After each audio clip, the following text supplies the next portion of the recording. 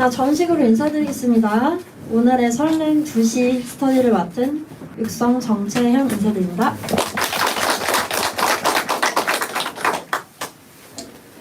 자, 방금 전에 보셨던 영상을 보신 분 있으시면 손 한번 들어주시겠어요? 별로 없으시네요. 이 영상이 SNS상에서 떠돌았던 영상이기도 하지만 분명 저희가 단톡방상에서 공유되었던 영상이에요. 체인지 그라운드라고 하는 곳에서 따온 영상이고요. 자, 이 영상을 단톡방에 올려드렸는데 왜 보신 분이 계시고 안 보신 분이 계실까요? 물론 이 귀한 시간에 이 자리에 오셔서 학습하시고자 시간을 빼서 이 자리에 오신 건 정말 대단한 노력이고 정말 박수를 드려야 하는 부분입니다. 하지만 저희가 이 자리에 귀한 시간을 각각 빼서 이렇게 오프라인에도 모이셨지만 지금 이 시간은 실시간으로 온라인 생방송으로 전 세계에서 보고 계신 모든 프론티어 분들께서 이 귀한 시간을 왜 빼셨냐는 거죠. 저희가 이 시간을 뺀 이유는 바로 KOK 플랫폼이라고 하는 이 플랫폼을 통해서 자산이라고 하는 어떠한 가치를 형성하기 위해서 이 시간을 뺀 거잖아요.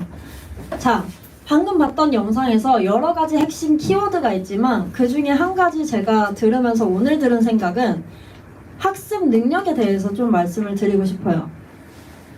자, 학습 능력이라고 하면은 추상적이라고 여겨질 수도 있지만 이제는 생존의 문제라고 이 영상에서도 얘기를 했어요. 저도 공부하는 거 좋아하지 않습니다. 모두가 그럴 거예요. 하지만 이제는 학습을 하느냐 안 하느냐가 나의 생존과 직결되었다는 거죠. 얼마만큼 이 세상이 빨리 변해가고 있는지, 어떻게 변해가고 있는지, 어떻게 흘러가고 있는지에 대해서 귀를 기울이고 알아보고 그렇게 하지 않으면 도태될 수밖에 없는 게 지금의 시장이에요. 사실 젊은 사람들은 학습도 빠르고 빨리빨리 알아듣고 그렇게 할 거라고 생각하지만 젊은 사람들은 그만큼의 연륜이 있지 않아요.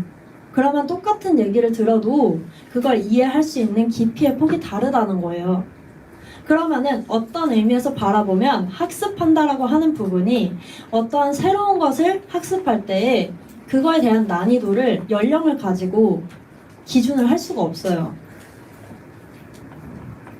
근데 모두가 새로운 것을 받아들이기 어려워하고 배우기 어렵고 이해를 한다고 한들 그거를 인정하기가 어렵죠. 블록체인 기술이라고 하는 게 이제 여기 자리에 앉아 계신 모든 분들은 이 단어가 무엇인지 아시겠지만 모르시는 분들도 너무나도 많고 블록체인 기술뿐만 아니라 이걸 베이스로 하는 핀테크 기술의 대표적인 게 뭐죠? 비트코인이잖아요. 비트코인의 존재 자체를 아직도 부정하시는 분들이 엄청 많아요. 그 이유는 이거는 부정당할 존재이기 때문에가 아니라 인정하기가 어렵다는 거예요. 근데 이러한 문제는 나이가 어리고 많고에 따라서 갈라지는 부분이 아닌 거예요. 그러면 누구나 배우기 어려운 이런 지금 현재에 너무나도 빠르게 변하고 있잖아요. 그럼 이런 부분들을 시간을 내서 배운다고 하는 부분, 학습한다고 하는 부분은 사실 저희가 가진 리스크는요, 딱 하나예요. 시간만 투자하면 돼요. 근데 그 시간을 투자해서 지금이 어떻게 흘러가고 있는지를 조금만 더 살펴보시면 거기에 분명 돈이 어떻게 흘러가고 있는지가 보이실 거라고 생각해요. 단번에 되지 않아요. 굉장히 힘듭니다. 하지만 계속해서 반복하고 거기에 나를 계속 노출시키다 보면 언어도 그렇잖아요. 영어도 처음에 막 배우려고 한다고 해서 배워지지가 않죠. 근데 해외에 외국인들만 이렇게 드글거리는 곳에 가서 한 3개월 살면 언어가 저절로 트인다고 하잖아요. 그런 환경에 나를 계속 노출시키고 내가 접하려고 노력하는 만큼 결국 내 눈도 트이고 귀도 트이게 돼 있어요. 그런 노력을 모두가 하셨으면 좋겠고요. 사실 이전에 체인지 그라운드 영상을 저희가 함께 시청하면서 이 영상 자체를 봤을 땐 KOK 플랫폼과 그다지 큰 직접적인 상관은 없어 보여요. 하지만 이 영상을 제가 함께 시청하고자 했던 이유는 딱 하나예요. 결국 이 플랫폼을 선택하는 저희 프론티어의 입장에서 왜 선택을 해야 할 것인가, 결국 그게 저는 가장 중요하다고 생각을 하거든요. 저희가 지금 이 플랫폼을, 물론 이 플랫폼이 디지털 콘텐츠 플랫폼이지만 디지털 콘텐츠를 소비하고자 하는 목적으로 이 플랫폼을 사용하시는 분이 계실 수도 있겠지만 그렇게 많지 않잖아요. 특히 한국에서는. 그럼 분명 이 플랫폼을 통해서 초기 유저로 내가 참여하는 데 있어서 어떠한 보상을 받을 수 있는 부분에 대한 기대와 희망과 가치 실현을 위해서 지금 이 플랫폼을 활용하고 계신 건데, 그 부분에 관련해서 이 하나하나의 요소를 정확히 이해하고 그 하나하나의 요소의 개념을 이해한 걸 바탕으로 그 하나하나가 깔고 있는 시장이 어떤 정도의 사이즈이며 어떻게 흘러가고 있는지를 더 들여다보시고 분석하시는 게 초기 참여자로서의 충분히 갖춰야 되는 태도라고 저는 생각을 합니다. 그래서 저는 제가 운영하고 있는 라운지에서도 항상 외치는 부분은 학습이고요. 돈이 아니라 시간만 투자하면 돈을 벌 수 있다고 얘기를 하고 있습니다. 그래서 같은 맥락에서 이 플랫폼에 대해서 저는 설명드리려고 이 자리에 섰지만, 이 플랫폼을 들여다보기 이전에 이 플랫폼을 이해하기 위한 그 베이스에 깔려있는 시대적인 배경을 우리 모두가 이해하고 더 그 부분을 신경 쓰면서 비교해 나가시고 판단해 나가셨으면 좋겠다. 그래서 이 영상을 함께 시청을 했고요. 자, 영상을 보시면 어떤 부분이 가장 귀에 들어오세요? 일단은 코로나겠죠. 포스트 코로나에 대한 얘기가 나왔지만 이제는 위드 코로나죠. 그것도 바뀌고 있어요. 지금 이 자리에 앉아 계신 모두가 다 마스크를 쓰고 계세요.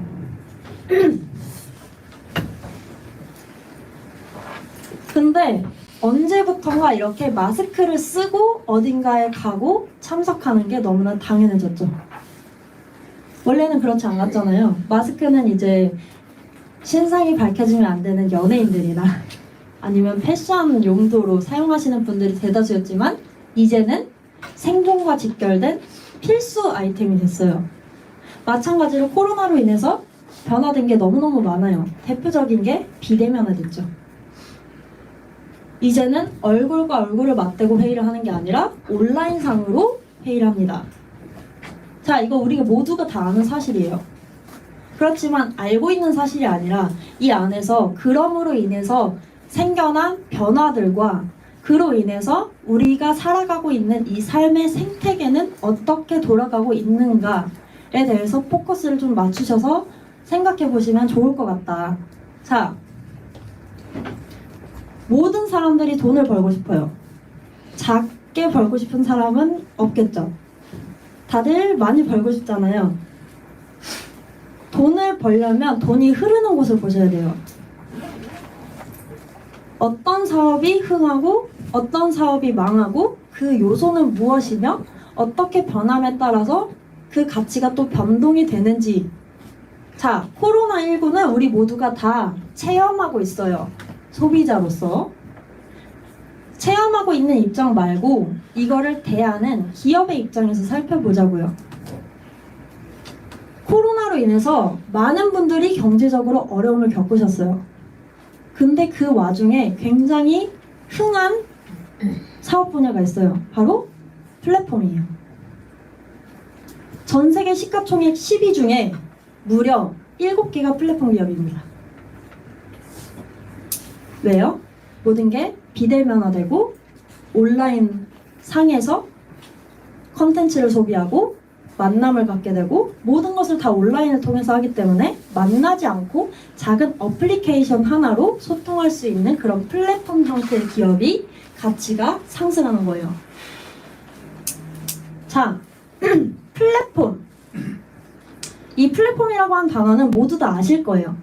근데 저는 질문을 드려보고 싶은 게 플랫폼이 무엇인가요? 하고 질문을 한다면 대답하실 수 있으실까요? 플랫폼이 무엇일까요? 생산자와 소비자를 연결시켜주는 공간? 감사합니다. 정확히는 사전에 어떻게 나와 있느냐? 유저가 모이는 장이에요. 자, 유저가 모이는 장을 처음에 플랫폼이란 개념이 나왔을 때 어떤 형태로 많이 설명이 되었느냐? 정거장을 많이 비교를 했죠. 하지만 저는 거기에 시장이라고 비교를 한번 해볼게요. 예를 들어서 제가 오늘 당장 여기에 현수막을 크게 걸어놓고 여기는 이제부터 설른 전통 시장이에요. 이렇게 얘기를 하면 여기가 시장이 되나요? 아니죠. 시장이라고 하는 거는 물건을 가지고 와서 파는 분이 계시고 사러 오시는 분이 계시기 때문에 시장이 형성이 되는 거예요. 근데 제가 그냥 여기는 시장이에요 라고 한들 시장이 되지 않는다는 거죠. 결국 플랫폼도 같은 원리예요. 플랫폼은 그저 장소를 제공했을 뿐인데 사는 사람도 파는 사람도 다 똑같은 유저죠. 이 플랫폼 기업을 만들지도 않았고 운영하지도 않으니까요. 결국은 사용하는 유저들이 많아야 운영이 되는 게 플랫폼이에요. 자, 예를 들어서 제가 이제 매일같이 애용하는 한 플랫폼 기업이 있어요. 그것은 바로 배달의 민족이라고 하는 저의 야식을 담당해주고 있는 굉장히 감사한 플랫폼입니다. 자, 배달의 민족. 배달의 민족의 기업 가치가 처음에는 어떤 한국인이 온라인상의 작은 어플리케이션으로 만들어서 시작이 됐어요. 근데 이 배달의 민족이 얼마에 팔렸죠? 그쵸. 4조 원이 넘는 어플리케이션 하나가. 그 이유가 뭘까요? 뭐 대표님이 굉장히 잘생겨서? 아니면 열심히 그 뭐라고 하죠? 전단지를 막 뿌리고 다니셔서 그럴까요? 그쵸. 배달의 민족이라고 하는 어플에서 주문을 하고 또 음식을 배달하는 기사분이 계시고 음식을 만드는 사장님들이 아주 많아졌기 때문에 그 기업의 가치가 생겨난 거예요. 그거를 소수, 지금 이 자리에 앉아 계신 우리만 사용하는 게 아니라 전국적으로 다 사용하기 때문에 기업의 가치가 그 정도까지 상승했단 말이에요. 지금 현재 배달의 민족은 한국에서만 진행이 되는 어플리케이션이잖아요. 그렇죠? 해외에서 갑자기 음식이 배송되고 그러지 않잖아요. 그런데도 4조 원에 팔렸어요. 그 정도로 얼마나 보편화되느냐에 돈이 포커스가 되어 있다는 거예요. 자, 그러면은 이 배달의 민족이라고 하는 플랫폼 기업의 가치가 이만큼의 가치를 만드는데 결국 핵심 가치 역할을 했던 건 유저 숫자예요. 그리고 얼마나 많이 방문하고 얼마나 많이 무언가를 클릭하고 그거에 따라서 이 기업의 가치가 그만큼 상승했는데 저처럼 매일같이 야식을 시킨 유저는 어떤 보상을 받나요? 안 받죠? 비슷한 동종업계의 요기요라고 하는 플랫폼은 쿠폰을 줘요. 근데 배달의 민족은 쿠폰을 주지 않아요. 그냥 시키는 거는 내가 시키는 거고 거기서 어떤 보상이 주어지지 않는단 말이에요. 근데 여기까지는 괜찮아요. 그럴 수도 있잖아요. 그게 너무나 당연하고 이상하지도 않고 나쁜 것도 아니에요. 근데 문제가 생겼어요. 바로 무엇이냐? 빅테크 기업의 독점이라고 나오는 부분인데 그렇죠. 바로 수수료 부분이에요. 지금은 이제 너무 논란이 많이 돼서 이거 퍼센티지를 15%로 줄였네 뭐네 이렇게 좀 완화된 얘기들이 나오지만 구글에서 수수료를 30%로 인상하겠다고 하는 얘기가 굉장히 논란이 됐었어요. 자, 구글에서 수수료를 30%로 인상하면요. 국내 대한민국이라는 나라에서만 연간 지출해야 되는 수수료로 1조가 넘어요. 이거 굉장히 심각한 거거든요. 해외로 자산이 지출이 되는데 그게 수수료 부문으로만 1조가 나간다는 거는 굉장히 심각한 거예요. 또 핫했던 기사 뭐 있었죠? 카카오 택시죠. 자, 카카오 택시 다 사용하시죠? 저도 오늘 이제 부산에서 요즘 이제 백스코 행사가 어제 열렸잖아요. 그래서 저는 부산을 갔다가 오늘 아침에 곧바로 올라오자마자 바로 여기 설릉으로 왔는데요. 부산에서 공항 갈 때도 공항에서 여기 올 때도 택시를 저는 카카오 택시로 불렀어요. 자, 카카오 택시가 태어나기 전에 나오기 전에 뭐가 있었죠? 콜택시가 있었죠. 근데 그 콜택시가 있었을 때 사람들이 지금처럼 전화를 해서 택시를 불렀었나요? 아니죠. 그냥 이렇게 손짓해서 다 택시를 잡았어요. 근데 이제는 다 핸드폰으로 미리 택시를 잡죠. 카카오 택시가 나오면서 불러서 택시를 잡고 타는 이 문화 자체가 굉장히 보편화됐어요. 그러면서 이 이전에 있었던 콜택시 시장이 죽었죠. 거의 다 사라졌어요. 근데 그렇게 해서 거의 독점했다시피 이게 보편화되고 나니까 이제는 카카오 택시에서 수수료를 올렸어요. 사람들이 카카오 택시를 쓰게 된 이유가 뭘까요? 이렇게 해서도 충분히 잘 잡았었는데 수수료를 안 받았어요. 기존의 콜택시는 전화를 해서 택시를 부르면 수수료를 내고 1,000원씩 내고 택시를 불렀었는데 카카오 택시가 나오면서 수수료를 안 받겠대. 수수료를 받지 않고 택시를 불러주겠대요. 그러니까 사람들이 쓰기도 편하고 그래서 너도 나도 쓰기 시작해서 이게 보편화가 된 거예요. 그래서 이제는 모든 사람들이 이렇게 잡는 거는 피곤하고 귀찮고 시간도 걸리고 무조건 다 택시를 이렇게 잡아요. 그렇게 된 순간 수수료를 올렸어요. 그게 바로 이런 플랫폼 기업의 폐해라는 거예요. 자, 카카오라고 하는 플랫폼 기업 또한 유저들이 많기 때문에 굉장히 가치가 올라간 기업 중에 하나죠. 근데 유저 숫자로 인해서 사용하는 사람으로 인해서 기업의 가치가 상승한 건데 유저에게 보상을 하는 것이 아니라 유저에게 수수료를 더 띄어요. 이런 형태로 지금의 많은 플랫폼 기업들이 다 독점을 하고 수수료적인 측면에서 폐해를 주고 있죠. 이 부분에 있어서 해결하고자 나온 경제 모델이 바로 프로토콜 경제예요. 이처럼 프로토콜 경제는 블록체인 기술을 다양하게 접목하여 데이터의 탈독점화와 분본화를 이루고 플랫폼 참여자가 모두 합의하는 규칙에 따라 투명성을 확보하는 더불어 잘 사는 공정 경제 시스템입니다. 세계적으로 프로토콜 경제의 기반이 서서히 다져지고 있는데요. 세계 중앙은행의 80%가 디지털 화폐 도입 검토를 논의 중이고 미국 증권거래위원회는 플랫폼 노동자에게 현금이 아닌 회사 지분으로 보상하는 것을 허용했습니다. 또한 호스트와 성과를 나누겠다고 밝힌 에어비앤비는 상장 후 예상보다 2배 높은 기업 가치를 보였습니다. 중소벤처기업부는 플랫폼 경제의 문제를 보완할 수 있는 프로토콜 경제 구현에 앞장서겠습니다. 네, 이 영상을 봤을 때 프로토콜 경제가 무엇인지 좀 이해가 되시나요? 한 번 더 설명드리면 방금 전에 제가 예시를 들었던 플랫폼 기업이 배달의 민족이었죠. 자, 예를 들어서 제가 야식을 한 번 시킬 때마다 배달의 민족 토큰을 하나씩 제가 받아요. 너무 좋겠죠? 그럼 제가 한 달 동안 매일매일 야식을 시키면 몇 개의 토큰이 쌓이죠? 30개. 그쵸? 30개의 토큰이 쌓여요. 자, 30개의 토큰이 쌓였는데 저처럼 배달의 민족을 사용하는 유저들이 숫자가 많아지고 그 횟수가 많아질수록 기업의 가치는 상승하죠. 기업의 가치가 상승함에 따라서 기업의 주식이나 다름없는 토큰의 가치가 상승하겠죠. 그러면 저는 그냥 매일매일 야식을 시켰을 뿐인데 받았던 하나의 토큰이 가치가 전혀 없었던 하나의 토큰이 이 기업의 가치가 내가 라고 자꾸 넘어가네요. 내가 계속해서 시켜 먹고 이 플랫폼에 들어가고 클릭하고 주문을 하고 함으로써 이 기업의 가치를 상승시킨 만큼 보상을 받는 형태가 되는 거예요. 이제는 이런 형태로 다 바뀌어요. 지금 이미 수많은 새로 나오는 모든 기업들이 다 기여하는 만큼 보상을 주는 형태로 바뀌고 있어요.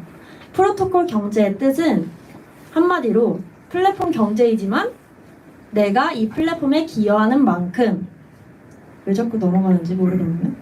기여하는 만큼 얼마나 많이 방문하고 얼마나 많이 무언가를 클릭하여서 여기서 방문자 수를 늘려주고 진성 고객이 되어주고 트래픽을 일으켰느냐, 그만큼 보상을 해주겠다는 게 바로 프로토콜 경제입니다.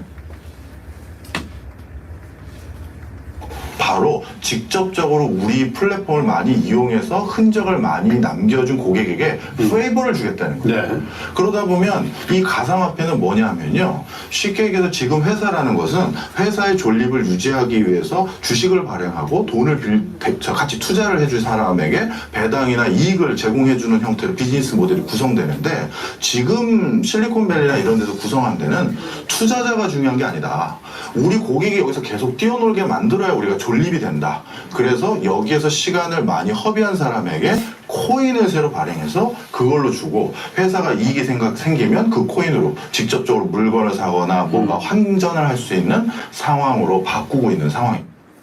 네. 이렇게 모든 플랫폼의 경제 생태계가 다 바뀌고 있는 게 지금의 현실이에요. 혹시 아셨나요?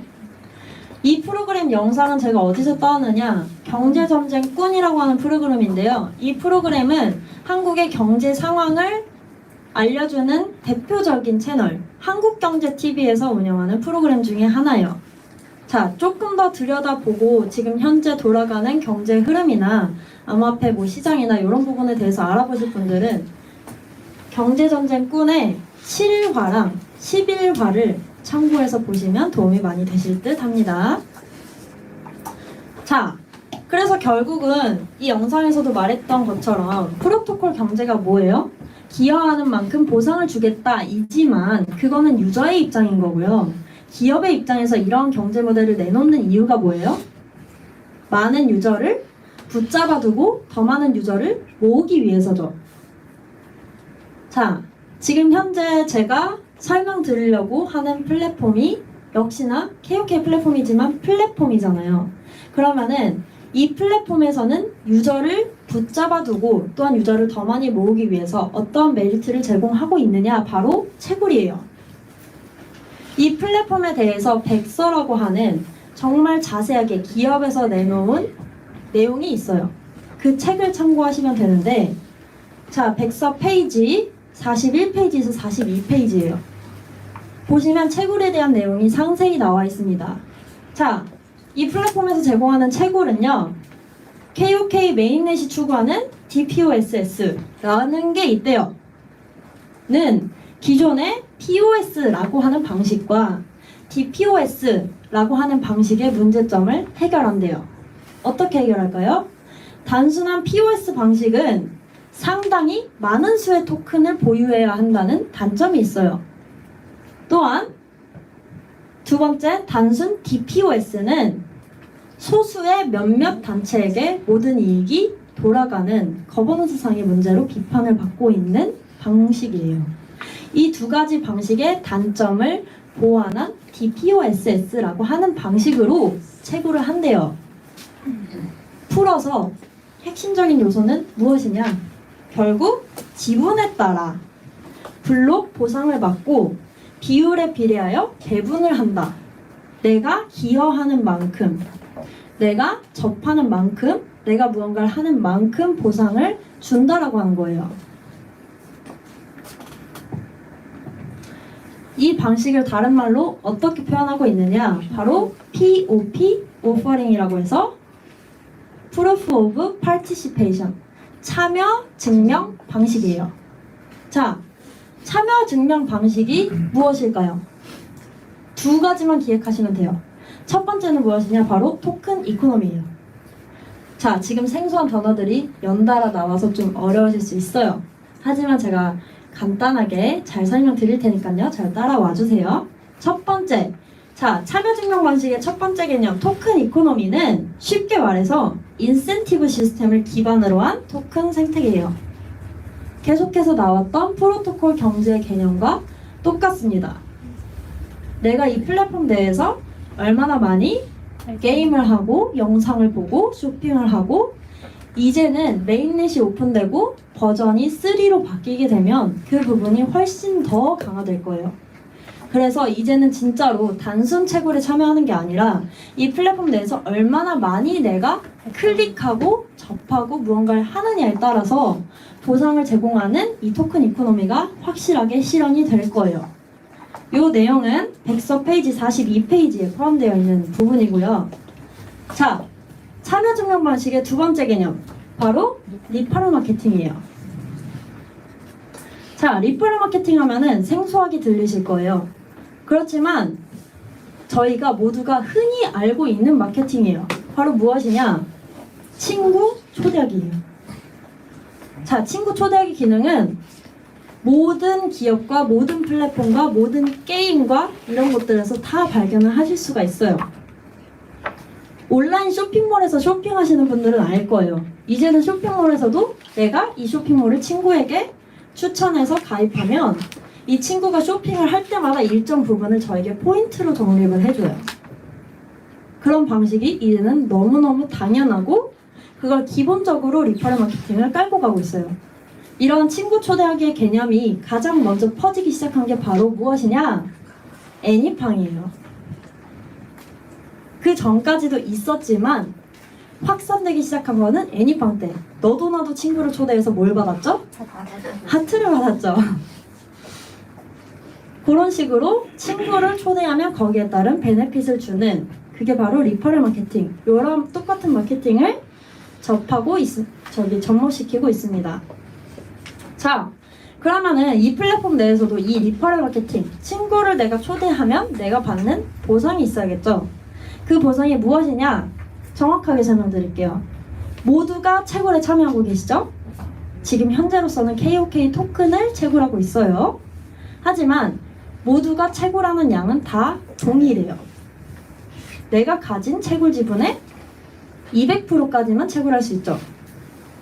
그 양은 내가 친구를 100명을 초대하든 200명을 초대하든 1명을 초대하든 아무도 초대를 하지 않든 모두에게 동일해요. 근데 제가 친구를 초대하면 어떻게 되죠? 이 200%까지 내 채굴 지분의 200%까지 채굴할 수 있는 기간이 짧아져요. 원래는 10개월 걸려야 되는 게 당연한 건데 이게 6개월이 되고 이게 4개월이 되고 이게 2달이 되고 1달이 되는 거예요. 그럼 어차피 인당 채굴할 수 있는 양은 똑같은데 이왕이면 빨리 채굴하면 좋겠죠. 그런 부분이 메리트로 주어지고 있다. 자, 그러면 이러한 마케팅을, 이러한 참여 증명 방식과 여러 가지 개념을 왜 쓰고 있을까요? 친구 초대하기라고 하는 리퍼럴 마케팅을 왜 쓸까요?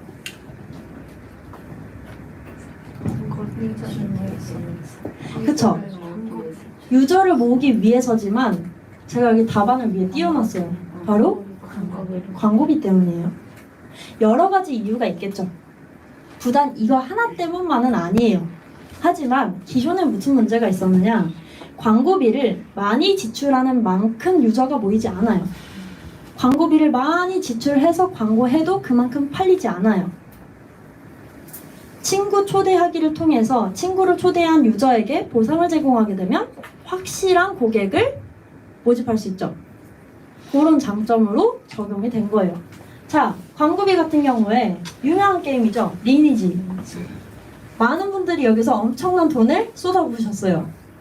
자, 이 게임이 20년 기준 연애 광고비가 1270억 들었어요. 20년도 미국 내 TV 광고비로 도요타에서는 4,268억 원, 그리고 포드에서는 3,100억 원, 현대에서는 무려 3,045억 원을 지출했어요. TV 광고로만. 광고비가 굉장히 많이 들죠. 그렇지만 마케팅을 하는 방식이 모든 기업들도 다 바뀌고 있어요. 바로 그 대표적인 예시가 테슬라예요. 여러분 테슬라 다 아시죠? 모르시는 분 혹시 계신가요? 없으실 거라고 봐요. 근데 신기하게도 테슬라는 브랜딩 철학이 광고비 0원이에요. 한 번도 돈을 지불하고 광고하지 않았어요. 심지어 이제 차를 구매하게 될 때 그 과정을 중간에서 해주는 딜러가 있죠. 이 딜러 시스템도 달라요. 하이딜라오라고 아시죠? 중국에서 굉장히 유명한 고급 샤브샤브 레스토랑, 프랜차이즈 레스토랑이고요. 전 세계에 프랜차이즈가 나가 있는 유명한 이제는 기업이에요. 근데 그 기업에서 직원을 뽑을 때 그냥 월급을 주고 면접을 봐서 뽑는 게 아니라 그 직원의 추천으로만 들어올 수 있게 되어 있고, 그 들어온 직원이 열심히 일해서 이 가게에 도움이 되면은 이 친구를 추천한 직원에게 또 인센티브를 줘요. 그런 방식으로 테슬라 또한 추천 제도를 기반으로 딜러를 뽑아요. 신기하죠? 그런데도 우리 모두가 테슬라를 알아요. 그리고 테슬라의 브랜드 가치가 낮지 않죠. 기존에 저희가 통상적으로 이해하고 있는 방식으로만 가는 게 아니라 새로운 방식으로 간다 하더라도 얼마든지 브랜딩에 성공할 수 있다는 거예요. 자, 요즘 신기한 부분 중에 또 하나죠. 이제는 진짜 모델이나 진짜 연예인이 아닌 가상 모델을 쓰고 있어요. 온라인상에서만 존재하는 사람이에요. 이런 식으로 굉장히 많은 방식이, 마케팅 방식이 바뀌고 있다. 이런 부분을 좀 주의 깊게 보시면 좋을 것 같고요. 자, 이런 식으로 계속해서 달라지는 새로운 마케팅으로 계속해서 도전하는 이유가 뭘까요?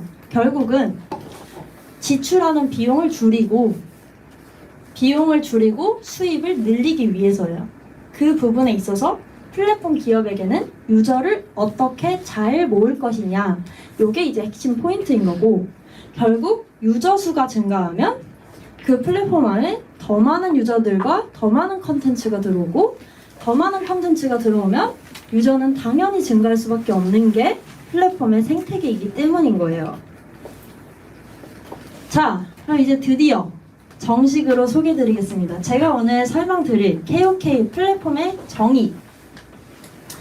KOK 플랫폼은 Fair, Share, Enable 이라고 하는 세 가지 가치 실현을 목표로 하고 있습니다.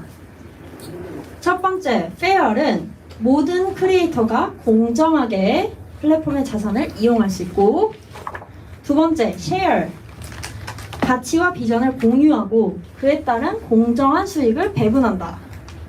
세 번째, Enable은 크리에이터들의 창작의 자유가 보장된다.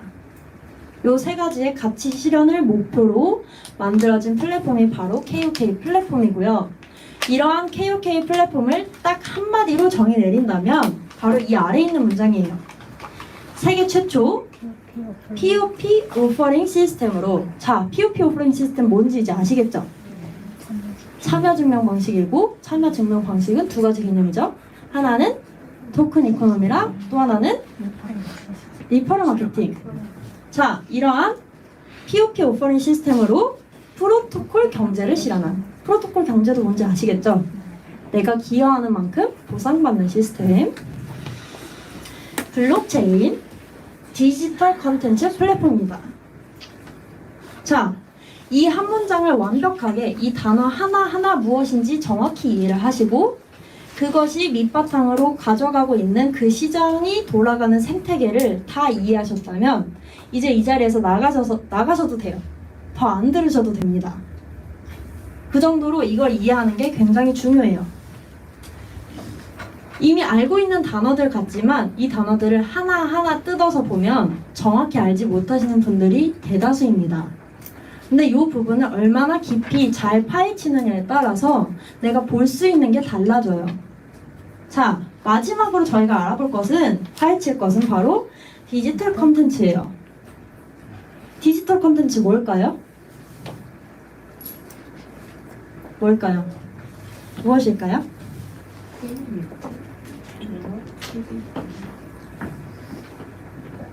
잘 모르시겠어요? 어떻게 설명해야 될지가 좀 그렇죠. 자, 디지털 콘텐츠는 온라인상에서 소비하는 만질 수 없고 만질 수 없는 콘텐츠를 디지털 콘텐츠라고 해요. 뭐가 있죠? 드라마가 있고, 게임이 있고, 음악이 있고, 영화도 있고, 저 웹툰도 있고, 이런 우리가 만질 수 없는 온라인상의 모든 콘텐츠를 다 디지털 콘텐츠라고 해요. 이 그림만 보셔도 아시겠죠? 뭐죠? 네, 오징어 게임이요. 오징어 아니고 오징어 게임이요. 최근에 런닝맨에서는 뭐가 나왔죠? 쭈꾸미 게임이 나왔어요. 이 열풍이 대단해요. 제가 이걸 보고선 저도 집에서 한번 시도를 해봤어요. 근데 실패했어요. 떨어지질 않아요. 이 펜에서. 이게 완성본입니다. 그래서 여기서 포기할 수 없죠. 한 번 더 시도를 했는데 탔어요. 근데 저만 그런 게 아니라 이렇게 국자를 태운 외국인이 전 세계적으로 외국인들이 국자를 태웠답니다.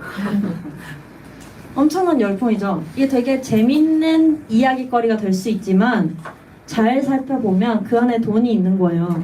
전 세계에 영향을 끼친다는 거거든요. 모두가 따라한다는 것은 그만큼의 가치를 가지고 있다는 뜻이에요. 자, 지금 제페토도 이제 전 세계에서 사용하고 있잖아요. 아직 뭐 여러 가지 부분에서 봤을 때 완성도 있다라고 보기에는 좀 아쉬운 부분들이 있기는 하지만 그래도 대한민국에서 만들어진 메타버스 플랫폼인데 2억 명이 지금 사용을 하고 있어요. 그 외에도 오징어 게임처럼 디지털 컨텐츠가 전 세계적으로 히트를 치고 있어요. 자, 제가 방금 전에 메타버스를 말씀드렸는데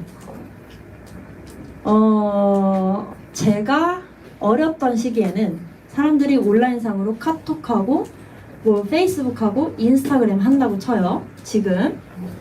근데 이제는요. 지금의 10대들은요. 다 메타버스예요. 인스타 안 해요. 페이스북 안 해요. 전부 로블록스예요. 빠르게 바뀌고 있어요. 그럼 이 안에서 주고받는 모든 디지털 콘텐츠 영역에서 이게 퍼뜨리게 되는 영향력은 얼마나 클까요? 지금 오징어 게임 하나가 전 세계로 히트를 치면서 수많은 외국인들이 국자를 태웠어요. 네. 그 전에는 뭐가 히트였죠? 히트였던 것 중에 또 하나가 킹덤이라는 영화가 있죠. 킹덤 영화가 전 세계로 히트를 치면서 아마존이라고 하는 굉장히 전 세계에서 거의 1위를 하는 쇼핑몰에서 가시 1위, 판매량 1위를 달성을 했고 외국에서 유명한 패션쇼에서는 패션 모델들이 갓을 쓰고 런웨이를 걸었어요. 자, 보세요. 원래도 우리가 핸드폰을 사용하게 되면서 잘 생각해 보자고요. 저희 스마트폰 사용하기 시작한 지 그렇게 오래되지 않았어요. 근데 스마트폰 쓰는 게 이제는 너무 당연해졌어요. 아직도 투지폰 쓰시는 분들 계시죠? 근데 거의 드물죠? 이거 하기 어려운데도 다 들고는 다니시잖아요. 아, 몰라. 문자 뭐 어떻게 하는지 모르고 카톡 몰라. 모른다고 하시지만 손에 들고 있는 건 스마트폰이잖아요. 그러면은 나는 모른다 해도 내 친구들이 다 카톡방에서 수다 떤다는데 어렵고 하기 싫어도 해야 되겠죠? 하게 되겠죠? 그렇게 스마트폰이라는 게 당연해지면서 스마트폰에 뭐가 있죠? 인터넷이 있죠. 자, 인터넷. 처음에 나왔을 때 뭐였어요, 인터넷이? 사회 악이라 그랬어요. 진짜 그랬잖아요. 이거는 음란물과 도박과 이런 불법적인 것들을 전 세계로 퍼뜨리게 만들 사회 악이다. 근데 이제는 인터넷 없이 못 살아요. 자, 내 핸드폰, 손에 들고 다니는 핸드폰에 인터넷이 탑재되면서 무엇이 시작됐느냐? 내가 들고 다니면서 인터넷을 통해서 디지털 콘텐츠를 소비하기 시작했어요. 그 시장이 인터넷을 쓰는 게 날로 발전하고 이제는 5G까지 나왔잖아요.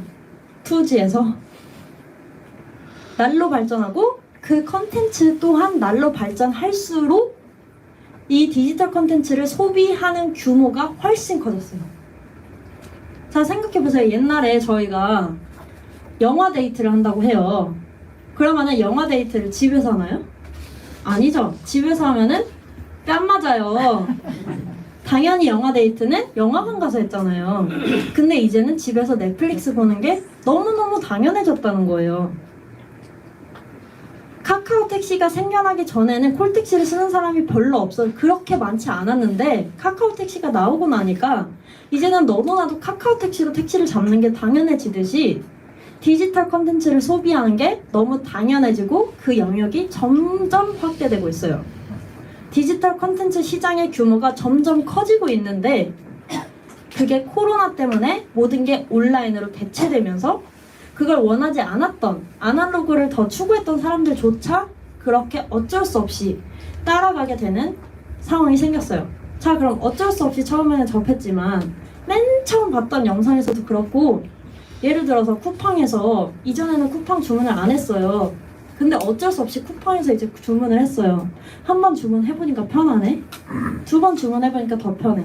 세 번 주문하면은 눈 감고 발가락으로도 해요. 그러면은 이 코로나가 끝나도 그 이전 생활로 돌아가겠냐 이거예요. 안 돌아가요. 이 온라인상에서 디지털 콘텐츠를 소비하고 온라인상에서 서비스를 소비하는 이 습관은 절대 돌아가지 않아요. 그러니까 이 디지털 시장 자체가 엄청 커지고 있어요. 그러면은 이거를 우리나라에서만 아는 게 아니라 전 세계 모든 나라가 다 알겠죠. 그러면 나라의 입장에서, 사업을 하는 입장에서 얼마나 중요하게 포커스를 맞추는 시장이에요. 계속 커지고 있는데. 비전이 있는 시장이잖아요. 근데 중요한 거는 신기하게도 이런 디지털 컨텐츠 시장에 가장 많은 경제적인 가치를 창출하는 게 대한민국 컨텐츠예요. 우리나라 굉장히 작은 나라예요. 그런데도요, 노래 장르에 K-팝이라는 장르가 생겼다는 건 정말 대단한 일이에요. 그렇죠. 경제적으로 뭐 일본이 더 앞서간다고 생각할 수도 있고, 중국은 땅덩어리적으로 훨씬 크고, 부유한 사람의 숫자로 봐도 한국보다 훨씬 많고, 그렇게 비교할 수 있는 부분들이 있지만, 그 나라만의 뭐 차이나면은 C팝 뭐 이런 거 없잖아요. 그렇죠? 재팬이면 J팝 이런 거 없잖아요. K팝 있잖아요. 대단한 거거든요. 진짜 대단한 거예요. 자, 근데 여기서 대한민국 정부가 더 주의를 기울이게 되는 이유가 뭐예요? 컨텐츠를 통해서 돈을 만드는 건 한국 컨텐츠가 굉장히 영향력이 있어요. 근데 그 영향력으로 인해서 생겨나는 부의 창출은 다 외국 기업이 가져가요. 방탄소년단 때문에, 블랙핑크 때문에 유튜브가 돈을 벌죠. 유튜브가 지금의 유튜브가 되기까지 중간에 굉장히 핵심이 될 수 있는 하나의 사건이 있었어요. 그게 바로 무엇이냐? 강남스타일. 이거 하나 때문에 유튜브가 서버를 늘렸어요. 근데 싸이의 강남스타일 한국 노래죠. 넷플릭스도 보세요. 굉장히 오래된 곳이에요. 제가 한국에 온 지 이제 한 8년, 9년 정도 된 것 같아요. 근데 그 전에 제가 미국에서 공부를 했었을 때 유튜브는 보기는 했지만 넷플릭스 듣보잡이었어요. 아무도 알지도 못하고, 아 그거? 요런 플랫폼이었거든요. 근데 이제는 어때요? 다 넷플릭스 보죠. 그렇게 된 배경에 무엇이 있느냐? 한국 컨텐츠가 있어요. 그러니까 넷플릭스에서 돈을 들여서 한국 컨텐츠를 제작하잖아요. 근데 이런 상황이 계속 되는 거예요. 제목 보실까요? 오징어 게임, 혹독한 수익률. 설계자는 넷플릭스, 한국 콘텐츠 제작사는 말로 이 게임에 참여하는 꼴이다. 한국 드라마 제작사협회 관계자는 말하길, 넷플릭스는 제작비를 대는 대신에 수익을 나누지 않는 것을 기본으로 삼는다고 했다고 합니다. 이거 되게 심각한 거예요. 대한민국 정부 입장에서는 굉장히 심각한 거죠. 그러니까 대한민국 정부에서도 컨텐츠가 미래의 먹거리이다. 컨텐츠 육성에 박차를 가하겠다. 라고 하는 정부에서도 정책들을 계속해서 내놓고 고민하게 되는 부분인 거예요. 이러한 배경 속에서 KOK 플랫폼이라고 하는 대한민국에서 시작한 디지털 컨텐츠 플랫폼이 탄생했어요. 그러니까 이런 자리에도 참석이 가능했던 거거든요. 자, 읽어보실까요? 제2차 한중 기업인과 전 고위 정부 공식 대화. 여기에 참석하신 분들 보시면 뭐 위원장인 정세균 전 국회의장을 비롯해 박유만 대한상인 회장, 최태원 SK 회장, 정의성 현대자동차 수석 부회장 등등의 대단하신 분들이 15명이 참석을 하셨어요. 자, 뭐 대단한 사람, 유명한 사람 뭐 그렇다 쳐요. 뭐 그거 별로 와닿지도 않을 수도 있어요.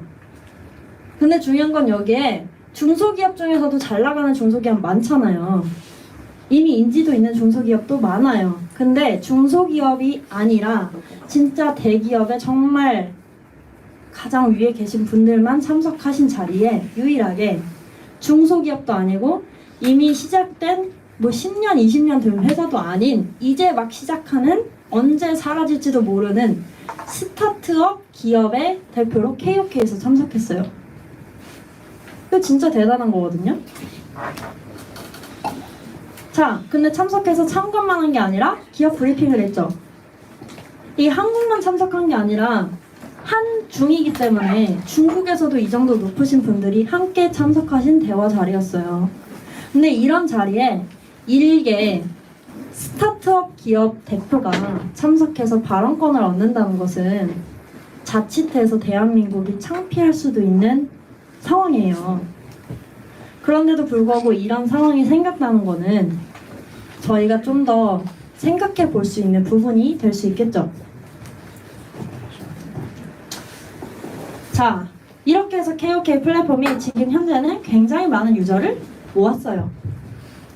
지금 현재 전 세계, 지금은 훨씬 더 많을 거라고 봐요. 하지만 공식적으로 나온 자료보다 조금만 더 보태서 말씀드리기로는 지금 전 세계 약 140개국 정도 퍼져 있는 상태고, 또한 50만 명 정도의 진성 유저를 보유하고 있죠.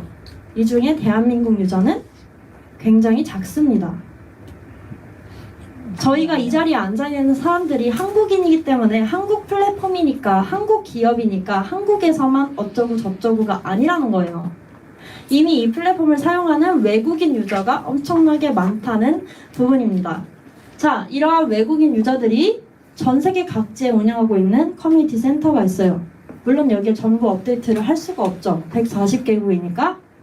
자, 그 중에 제가 신기했던 2개가 있어요. 하나는 바로 중국이에요.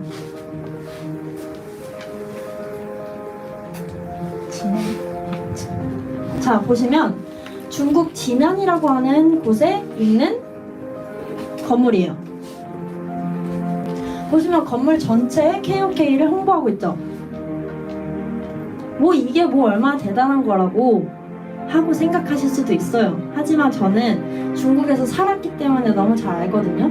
중국이라고 하는 나라는요, 어떠한 블록체인 기술, 뭐 암호화폐 이런 것들이 접목된 무언가가 들어가서 무언가를 한다는 게 정말 까다로운 나라예요. 그리고 혹여나 금전적인 피해를 누군가에게 입히게 되면 대한민국은 해봤자 징역살이나 벌금으로 끝나잖아요. 중국은 안 그래요. 목숨을 내놓아야 돼요. 그러면은 이렇게 홍보하시는 분들도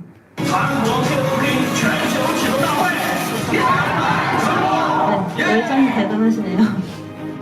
네, 하시는 분들도, 그리고 이걸 허가해 준 것도 이런 부분들을 다각도에서 바라보고 생각을 해보실 요소는 충분히 된다고 생각합니다. 그래서 저는 좀 신기하게 봤던 부분 중에 하나고요. 또 하나는 최근 한 달 전, 2달 전부터 시작돼서 굉장히 핫했던 이슈죠. 바로 뉴욕 한복판에 맨하튼의 타임스퀘어에서 KOK 플레이를 홍보하는 모습입니다. 자, 이 거리는요, 하루에도 수백 명이 왔다 갔다 하는 곳이에요. 그렇기 때문에 이 타임스퀘어에 광고를 한다는 것은 굉장히 의미가 있는 일입니다. 그만큼 비용도 굉장히 많이 들어요. 지금 현재 이렇게 보시면 하나 같지만 이거를 하나 쪼개서 비용을 받아요. 이 작은 거 하나가 2.2 밀리언, 뒤에 M이 밀리언이거든요. 쉽게 계산해서 10억을 붙이시면 돼요. 20억이 넘죠? 30억이 넘어요. 이거 하나에 20억, 30억, 30억, 40억. 엄청난 비용을 들여서 광고를 할 수 있는 곳인데, 물론 돈을 주면 광고를 할 수는 있겠지만 여기 광고하는 업체들을 보면요. 사기이거나 이런 곳은 없어요. 다 실존하고 있고 어느 정도 잘 나가고 있는 기업들이나 그런 아이템을 이 비용을 들여서 홍보하는 곳이에요. 근데 이런 곳에서 전체를 다 KOK로 홍보한다는 것은 그것 또한 대단한 일이고 좀 더 들여다보고 좀 신기하네 하고 볼 수 있는 부분 중에 하나인 거예요. 자, 이런 KOK 플랫폼을 인수합병한 미디움이라고 하는 기업에 대해서 짧게 설명을 드려보겠습니다. 자, 미디움과 KOK가 인수합병을 했는데요. 미디움이라고 하는 곳은 어떤 곳이냐? 지금 아래 나와 있는 요 곳들을 비롯해 전 세계의 많은 기업들에게 블록체인 기술 솔루션을 제공하는 곳이 미디움이에요. 자, 어떤 기술이냐? 세계 최고의 블록체인 속도를 보유하고 있다라고 성적서가 나왔어요. 그래서 이런 기술을 밑바탕으로 이런 기업들에게 기술 솔루션을 제공을 하고 있는데 이에 대표적인 예시 제가 하나를 드리기 전에 질문을 드려볼게요. 저희 운전 다 하시죠? 자, 그러면 운전을 하면서 저희가 고속도로를 지나면 뭐가 있죠? 하이패스가 있죠? 자, 하이패스를 지날 때 비용이 자동 결제되죠? 1,000원 결제되었습니다. 그 순간 이 비용은 하이패스 업체에게 갈까요? 아니면 도로공사에게 갈까요? 도로공사로 가야겠죠? 도로공사에서 도로를 지었으니까. 근데 결제를 받는 시스템은 하이패스 업체잖아요. 둘 다? 정답입니다. 일단 돈에 결제되는 순간 하이패스 업체로 들어가요. 그렇지만 이 도로를 한국도로공사에서 지었기 때문에 정산을 해줘야 돼요. 그렇지. 자, 근데 이런 문제들이 생겨요. 하이패스 업체로 들어간 결제 비용을 얼마나 한국도로공사에 정직하게 정산을 해줄 것인가에 대한 신뢰를 하기가 참 어려워요. 저희가 사업을 해봐도 그렇잖아요. 어떤 업체랑 제휴를 맺을 때마다 얼마나 서로 투명하게 정산하고 이런 부분이 결국은 실질적으로 중요한 부분이자 굉장한 골칫거리가 되기도 하는 부분이에요. 이 부분에 있어서 1,000원 결제되었습니다. 하자마자 블록체인 네트워크 상에서 자동 정산이 되는 시스템을 미디움에서 제공을 하고 있습니다. 그렇다는 것은 저희가 운전하면서 하이패스를 지날 때마다 저희는 이미 미디움의 기술을 사용하고 있다. 미디움이라고 하는 기업의 이름은 사람들에게 알려지지 않았어요. 하지만 B2B로 큰 기업들 사이의 관계에 있어서 중요한 역할을 그 부분에 있어서 꼭 필요한 기술들을 미디움에서 제공을 하고 있는 기업이라는 거예요. 자, 제공 사례 중에 하이패스 말씀드렸죠? 그 다음에는 조폐공사가 있어요. 뭐 여러 가지가 있지만 이 조폐공사 관련해서 이거 하나만 말씀을 드리고 싶어요. 자, CBDC가 뭔지 아시는 분? 손 한번 들어주시겠어요? 많이 계시지 않으시네요?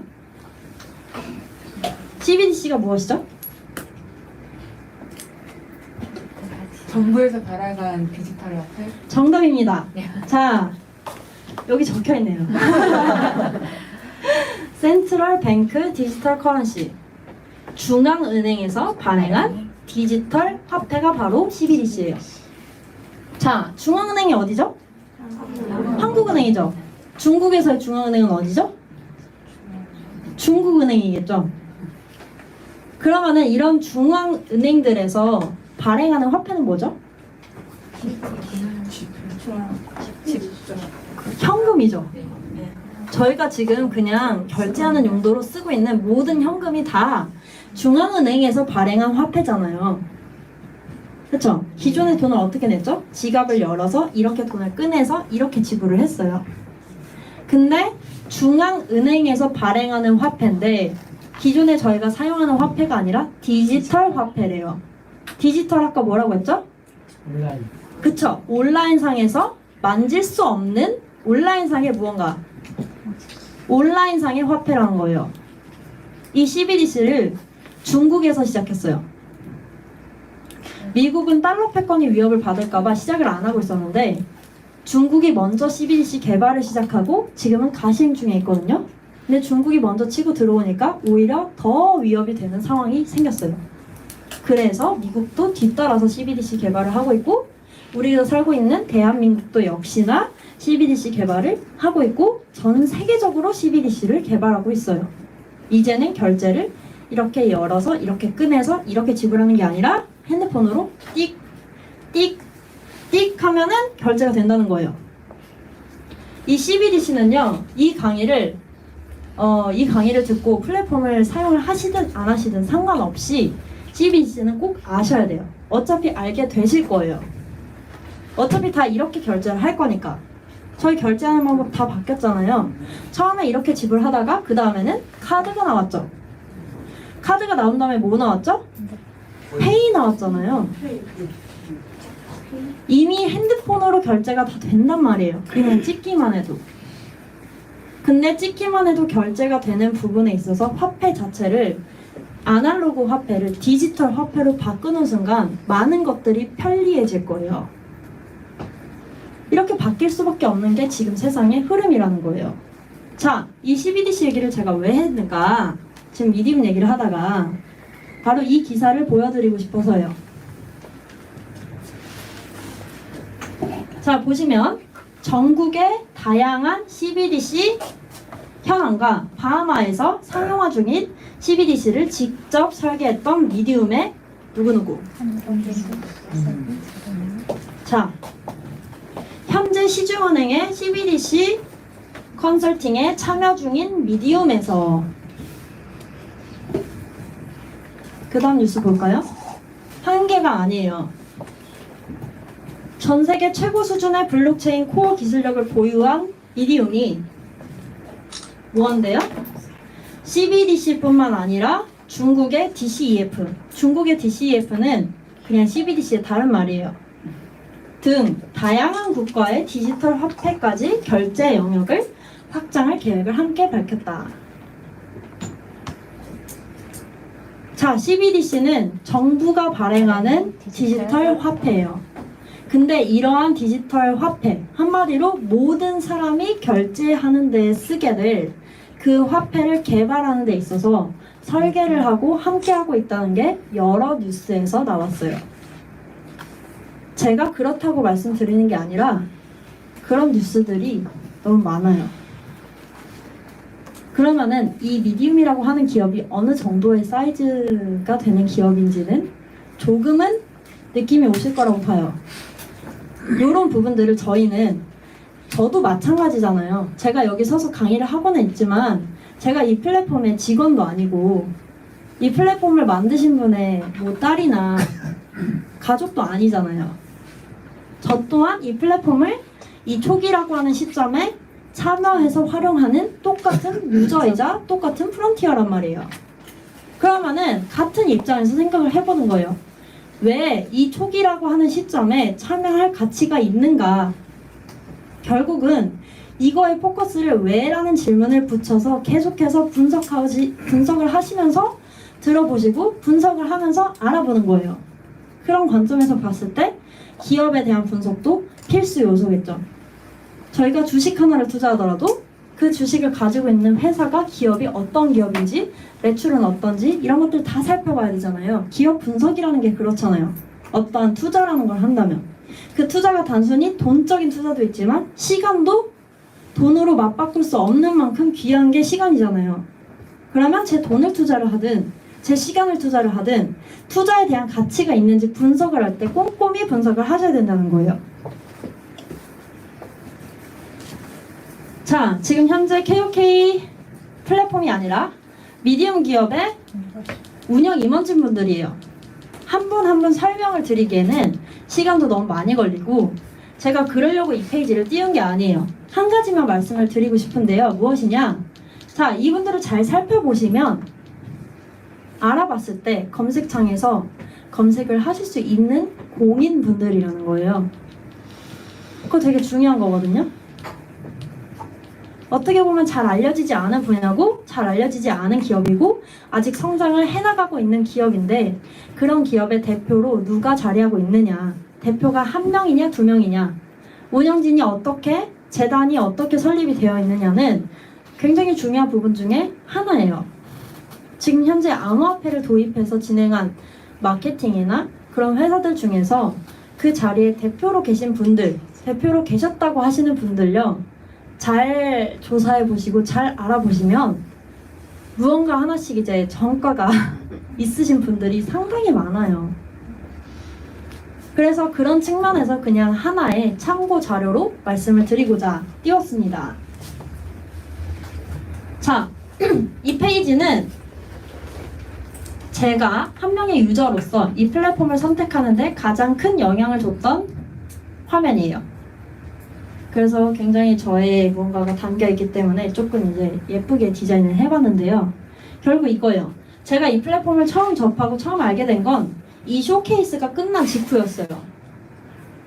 근데 이때 이 플랫폼엔 아무것도 없었어요. 아무것도 없었어요.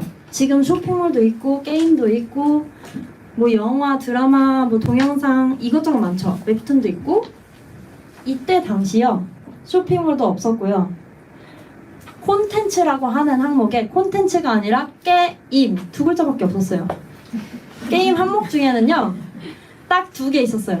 하나는 마기아랑 하나는 호텔왕 서비스가 출시 예정. 그러면은 유저로서 혹은 초기에 이 기업에 투자하고 싶은 사람으로서 이 기업의 가치를 판단하기가 참 그렇죠?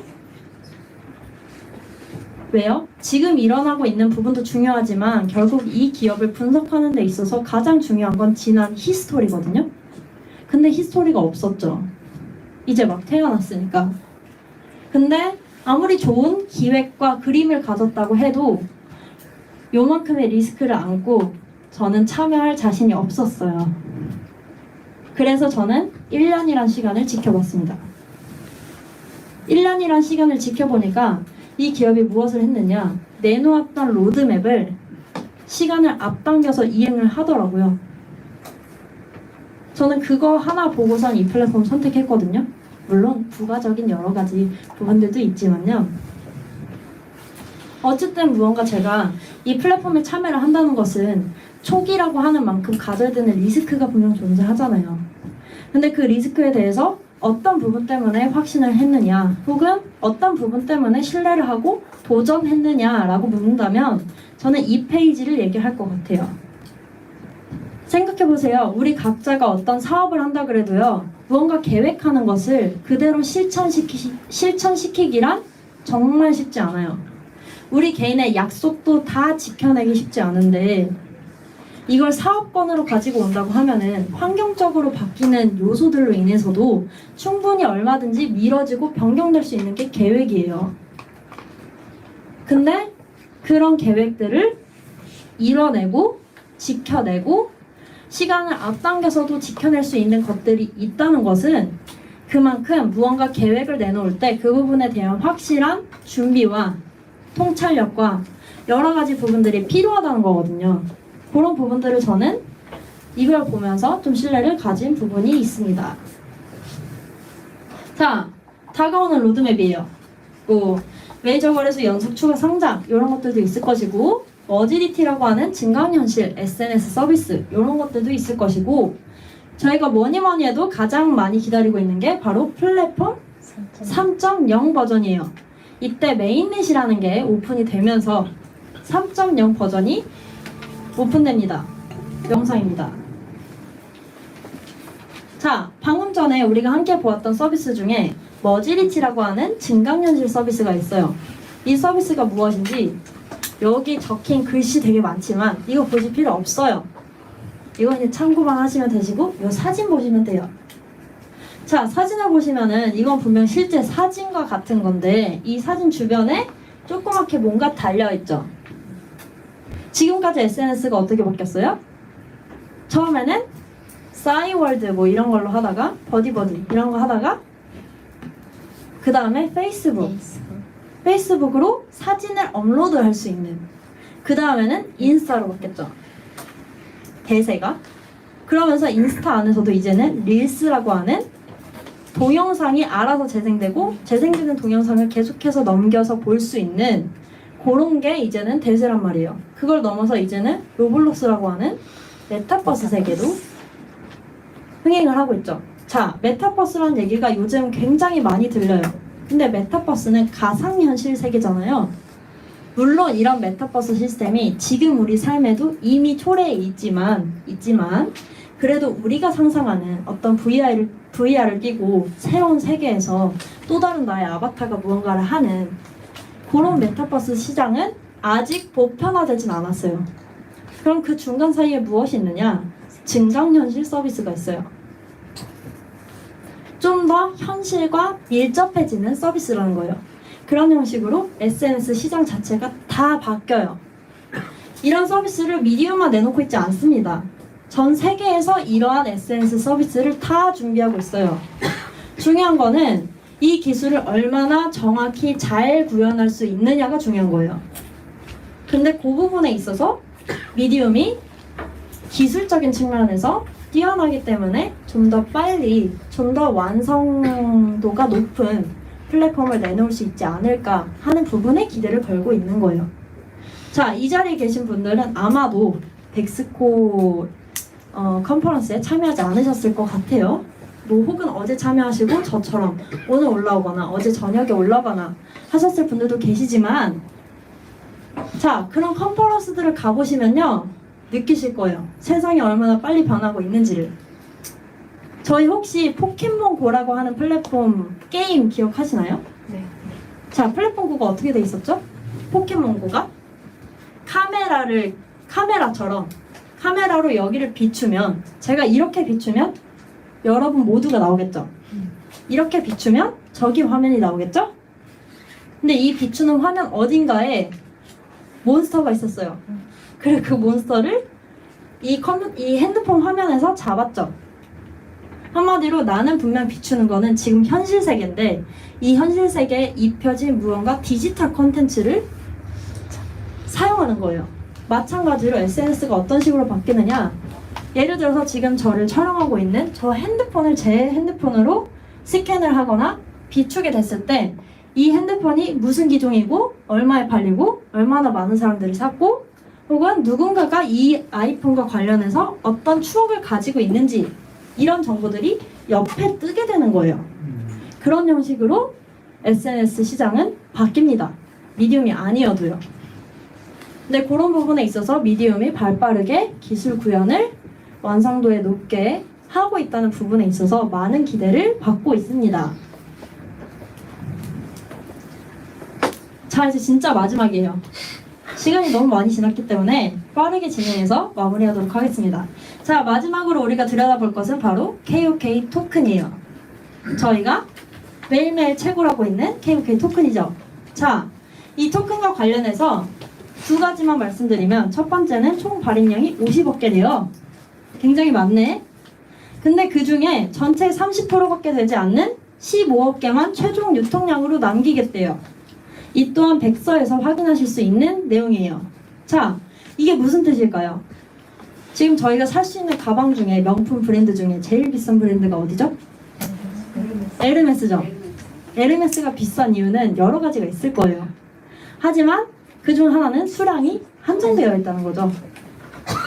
수량이 한정되어 있어서 안 그래도 가치가 높고 비싼 에르메스 가방을 예를 들어서 이번 연도 21년도 한정판으로 10개를 만들었대요. 비싸겠죠? 근데 그 중에 7개를 찍고 태워가지고 3개만 남기겠대요. 이 3개의 가치는 엄청 올라가겠죠? 마찬가지예요. 발행량이 중요한 게 아니고요. 30%만 남기고 30%만 최종 유통량으로 남는다는 게 중요한 거예요. 이러한 전략을 세웠다는 것 자체가 토큰의 가치가 상승할 수 있는, 기대를 할 수 있는 베이스가 되는 거죠. 이러한 토큰은 지금 현재 비상장으로 시작하여서 지금 현재는 7개의 거래소에 상장되어 있죠. 빗선글로벌, 이제는 명칭이 빗글로벌로 바뀌었죠. 빗글로벌, ZBG, 비트렉스, 쿠코인 4군데에 상장이 되어 있는데요. 자, ZB 거래소는요, 중국에서 가장 큰 거래소예요. 한국에서는 잘 사용하지 않아도. 비트렉스는요, 북미권에서 가장 오래된 네임밸류를 가지고 있는 거래소예요. 그리고 쿠코인은요, 전 세계 순위 4, 5위를 도달하는 거래소예요. 자, 스카이 유명하지만 전 세계 기준에서 가장 탑은 뭐예요? 하버드잖아요. 마찬가지예요. 우리나라에서 우리가 사용하는 입장에서는 우리가 가장 신뢰하고 우리가 따봉하는 거래소가 어디예요? 업비트잖아요. 그렇지만 전 세계에서는 그 순위가 다르다는 거예요. 업비트는 20위권일 거예요, 지금. 근데 쿠코인이 4, 5위권에 되는 거래소에 상장했다는 것은 대단한 일이에요. 자, 그 아래 세 군데는 핫빛, 몽골 거래소, 베트남 거래소인데 요 세 가지는 좀 더 들여다볼 부분이 또 하나 있어요. 바로 이 세 군데 거래소는 자율 상장했다는 건데요. 자율 상장이 무엇인지 아시는 분? 자체적으로 맞습니다. 재단과 협의하지 않고 자체적으로 물량을 사서 상장을 시킨 거예요. 자, 이거 예시를 들어볼게요. 예를 들어서 제가 이태리에서 무언가를 띄어와서 한국에서 판다고 해볼게요. 그러면은 제가 띄어오는 거기 때문에 여기서 물량을 받는 게 아니라 제가 제 돈을 들여서 사오는 거잖아요. 안 팔리면 빚이 되겠죠. 그럼 저는 제 돈을 들여서 왜 이걸 사올까요? 자신이 있으니까. 그쵸. 팔 자신이 있고 시장성이 있다고 생각하고 사업성이 있다고 생각하고 이 아이템을 살 사람들이 많다고 생각하니까 뛰어온 거잖아요. 성공의 꿈을 안고. 마찬가지예요. 돈을 들여서 외부에서 사온 거예요. KOK 토큰을. 그것도 한 군데가 아니라 세 군데 거래소에서요. 이미 기존에 상장되어 있는 빅글로벌, ZBG, 비트렉스, 쿠코인 네 군데 중에서 물량을 사다가 자체 거래소에 상장시킨 거예요. 근데 상장이라는 걸 시키려면은 그냥 몇 개 안 되는 코인 가지고 사와서 상장을 시킬 수 있을까요? 제가 가게를 차린다면, 매장을 차린다면은 아이템 몇 개, 두세 개 가지고 여기 진열해 놓고 여기 매장이에요. 할 수 있을까요? 안 되죠. 그만큼의 비용을 들여서 왜 선투자해서 자율 상장을 시켰는가? KOK 토큰을 따라다니는 확실한 유저가 확보되었다고 생각하기 때문에 상장을 시키는 거예요. 그러니까 이 또한 굉장히 중요한 사실이죠. 왜요? 기존의 코인들은 확실한 유저가 존재하지 않아요. 비트코인이나 이더리움을 제외한 모든 알트코인들이 언제 얼만큼 올라가도 언제 얼만큼 떨어져도 놀랍지 않아요. 왜요? 진성 유저가 없으니까. 그런 부분에 있어서 좀 들여다볼 수 있는 중요한 부분 중에 하나라고 생각을 합니다. 자, 채굴의 원리. 요걸 이해하시면 돈이 보이실 거예요. 이거는 이것뿐만 아니라 모든 곳에나 다 적용시켜서 보이실 수 있는 부분이에요. 자, 금 좋아하시나요? 네. 저도 좋아합니다. 금 왜 좋죠? 비싸니까. 비싸니까요? 가치가 상승하죠. 근데 떨어지는 게 아니라 가치가 상승해요. 계속. 변하지 않는 조금씩 상승하는 가치, 그리고 변하지 않는 물질. 그리고 이러한 금은 수량이 한정되어 있어요. 근데 이 금을 쓰는 곳이 많죠. 수요는 많은데 수량이 한정되어 있고 변하지 않고 가치가 올라가니까 금이 좋을 수밖에 없는 거예요. 자, 근데 예를 들어서 전 세계에 금광을 딱 하나가 존재하는데 그 금광을 나 혼자 산다고 생각해 볼게요. 어떠세요? 좋죠? 근데 잘 생각해 보시면요, 제가 이 금광을 저 혼자만 알고 있다고 해서 제가 혼자 가서 캐면은 그게 전부 다 제 거가 되죠. 그렇지만 이걸 가지고 금은방을 가도 가치로 쳐주지 않아요. 왜요? 이게 뭔지 모르니까. 그냥 반짝이는 노란색 돌일 뿐인 거예요. 참여하는 사람이 적고 참여하는 사람이 적으면 인지도가 낮을 수밖에 없어요. 그러면 가치도 없죠. 하지만 참여하는 사람이 점점 많아지고, 아, 이거 봐봐, 노란색 반짝이는 돌이 잔뜩 있는 것을 내가 발견을 했는데 뭔가 나중에 돈이 될 수 있을 것 같아. 같이 캐보자. 해서 참여하는 사람이 많아지고 이걸 세공하는 분들이 생기고 수요가 많아질수록 인지도가 올라가고 가치가 상승했죠. 근데 그 대신에 한 사람당 가져가는 몫이 줄어들어요. 어쩔 수 없죠. 대신에 가치는 상승했잖아요. 이게 바로 공급과 수요의 법칙이자 채굴의 원리라고 하는 거예요. 이게 똑같이 적용되는 게 바로 비트코인이에요. 비트코인도 수량이 한정되어 있어요. 실질적인 채굴을 할 수 있는 시간은 2040년까지. 아직 한 20년 정도는 남았어요. 지금 비트코인 한 개 얼마죠? 7천만 원이 넘죠. 한 개. 한 개. 근데 이 비트코인을요, 초반에 아무도 알지 못했을 때 채굴했던 사람들이 있었어요. 근데 그 사람들은 알지 못하니까 한 사람당 가져가는 양이 많잖아요. 몇 개를 가져가는지 아세요? 하루에 10,000개. 하루에 10,000개를 가져갔을 때가 있었어요. 하루에 10,000개면 얼마예요? 계산이 안 되네. 7억도 아니고 70억도 아니고 700억도 아니고 7천억이 넘어요. 자, 이틀만 채굴하면 얼마게요? 1조가 넘어요. 이틀만 채굴해서 지금까지 쭉 가지고 있었으면요, 저는 조 단위의 자산을 가지는 사람이 되는 거예요. 시간 여행을 할 수 있다면 돌아가야겠죠. 자, 그러면은 이때 채굴했던 사람들도 꽤 많을 텐데 왜 지금 조 단위의 자산을 만든 사람들이 수두를 빽빽하지 않을까요? 가치를 몰랐어. 가치를 몰라서 팔았죠. 자, 비트코인이 10원어치의 가치가 됐을 때 와우! 가치가 상승했네. 팔았어요. 그 다음에 100원 됐을 때 또 기뻐서 팔았죠. 이때 채굴한 사람들은 이때 팔면 몇 배 남겨요? 10배 남겨요. 많이 남기는 거잖아요. 잘 한 거예요. 근데 이 10배보다 지금 몇 배가 올랐어요.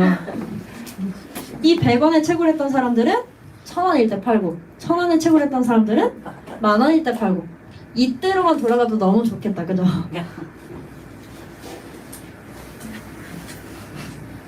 그래서 자산 관리를 하셔야 돼요. 그래서 암호화폐 혹은 그래서 자산 관리를 어떻게 해야 되는지를 더 고민해 보셔야 되는 거예요. 단순히 지금 당장 모이는 지금 당장 채굴하는 코인들을 당장 원금을 빨리 회복하겠다는 명목하에 매월 팔아 제끼시면요, 이 꼴이 나는 거예요. 근데 그렇다고 해서 맹목적으로 모으기에는 리스크가 분명 존재하죠.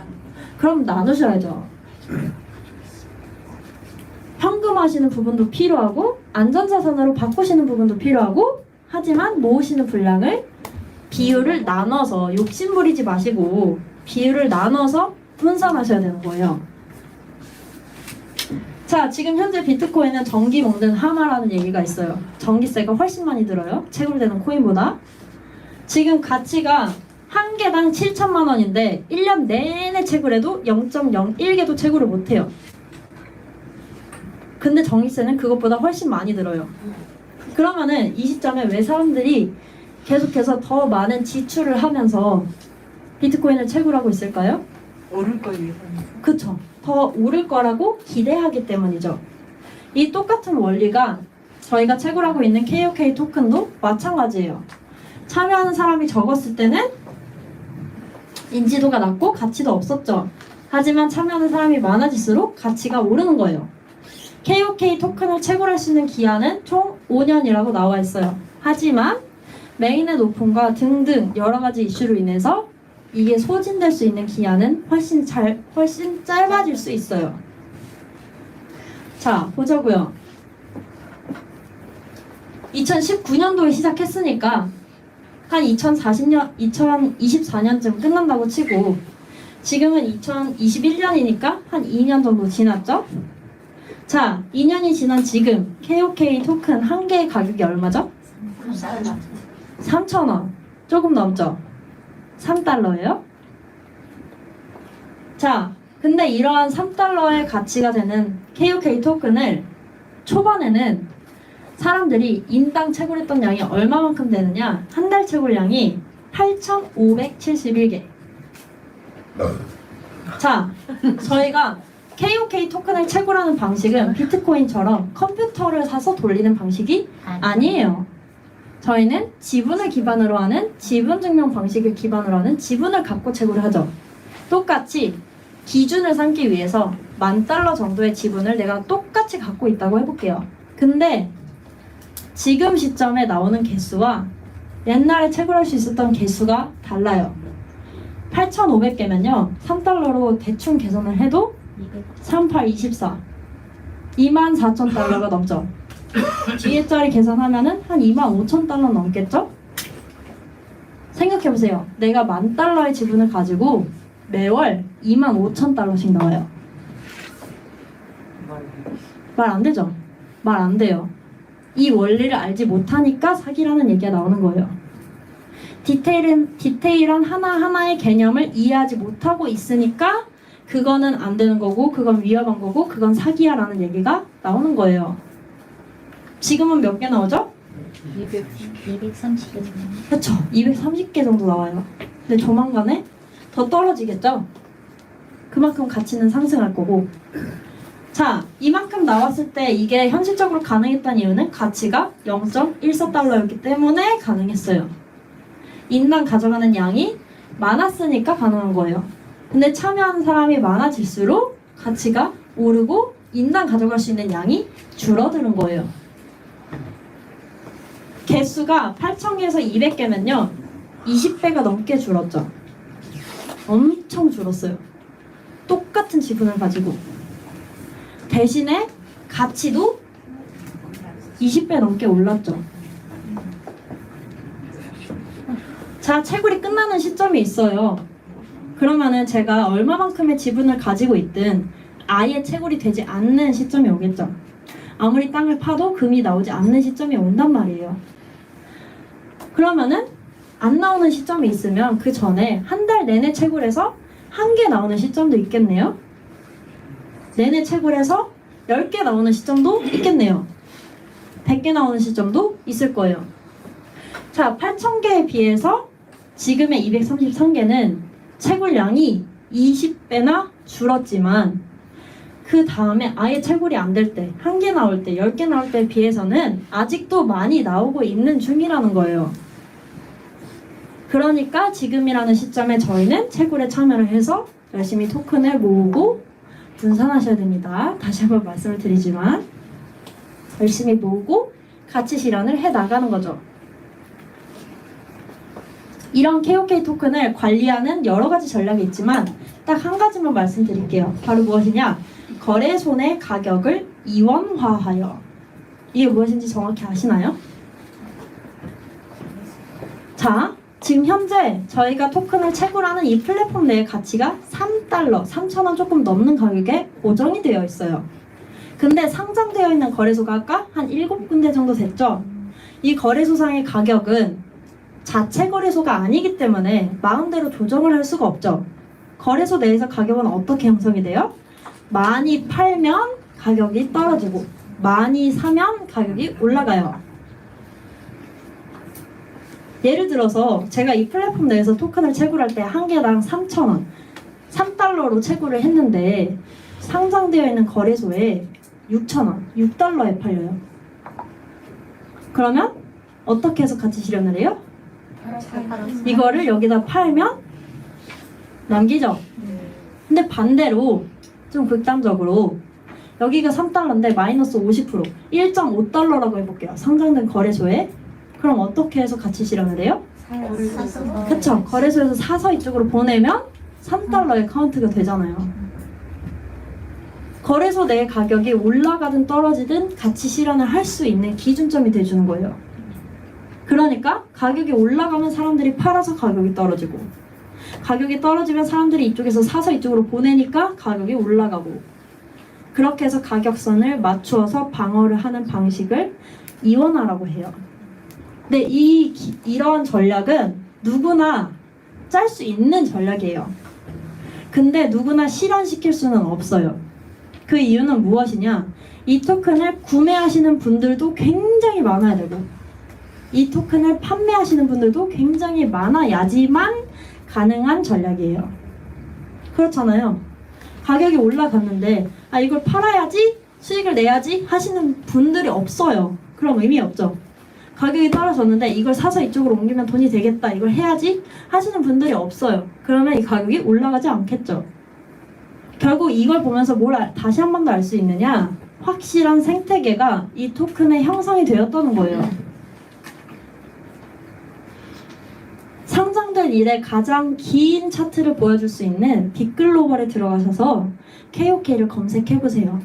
그리고 처음에 상장한 후부터 지금까지의 모든 차트를 봐보세요. 어떻게 상승하고 있는지. 한참 이렇게 가다가 올라가고 한참 이렇게 가다가 이렇게 올라가고 이렇게 해서 결국은 이렇게 상승했어요. 이런 차트가 또 있는지 다른 코인들 다 살펴보세요. 절대 없어요. 제가 암호화폐 업계에 접하기 시작한 지 이제 7년 차가 됐어요. 한 번도 못 봤어요. 수많은 토큰이 갑자기 이렇게 상승하고 이렇게 떨어지는 건 많이 봤어요. 근데 이렇게 가다가 조금 올라가고 이렇게 가다가 조금 올라가고 이렇게 해서 결론적으로 2년이라고 하는 긴 시간 동안 이렇게 상승하는 코인 단 하나도 못 봤어요. 차트 분석을 하는 강의를 하셨던 분들하고 미팅을 할 때는요, 저 다른 거 얘기할 필요가 없어요. 그냥 거래소 들어가서 차트 보내주고 그거 보고 다시 얘기하자고 하면 얘기할 게 없어요. 그분들도 놀래요. 이게 가능하냐고. 시간이 뭐 2개월, 3개월이면 그럴 수도 있어요. 열심히 이거 차트를 보여주기 식으로 만들어서 먹튀 할 수도 있어요. 근데 2년이라는 시간은 굉장히 긴 시간이에요. 이러한 관리를 운영하는 측에서 하려면요, 2, 3개월만 하더라도 몇백억 단위의 돈이 들어가요. 올라가면 낮춰야 되고 떨어지면 올려야 되잖아요. 근데 이걸 2년 동안 하는 건 말이 안 되거든요. 그럼 둘 중 2개가 다 성립이 돼야 돼요. 첫 번째는 이 재단이 정말 이제 돈으로 화장실을 가도 될 정도로 돈이 많다. 휴지 안 써도 될 정도로. 두 번째는 그만큼 이 토큰을 따르는 유저가 굉장히 많다. 실제 생태계가 유지가 되고 있다. 그리고 세 번째로는 이 재단은 이 토큰에 대한 가치를 형성시키는 데에 101% 진심이다. 그래야지만 가능한 거거든요. 그런 부분을 좀 살펴보시면 좋겠다. 자, 시총 1조 달러까지 걸린 시간, 마이크로소프트는 44년 걸렸어요. 애플은 조금 덜 걸렸어요. 42년. 아마존으로 넘어오면서 플랫폼으로 대체되면서 엄청 줄었어요. 24년. 그리고 구글이 21년. 근데 비트코인은요? 12년밖에 안 걸렸어요. 엄청 빠른 속도예요.